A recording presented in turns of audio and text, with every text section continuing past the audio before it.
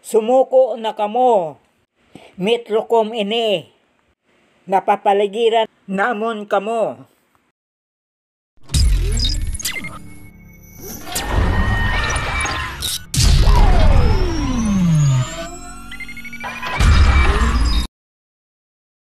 Former President.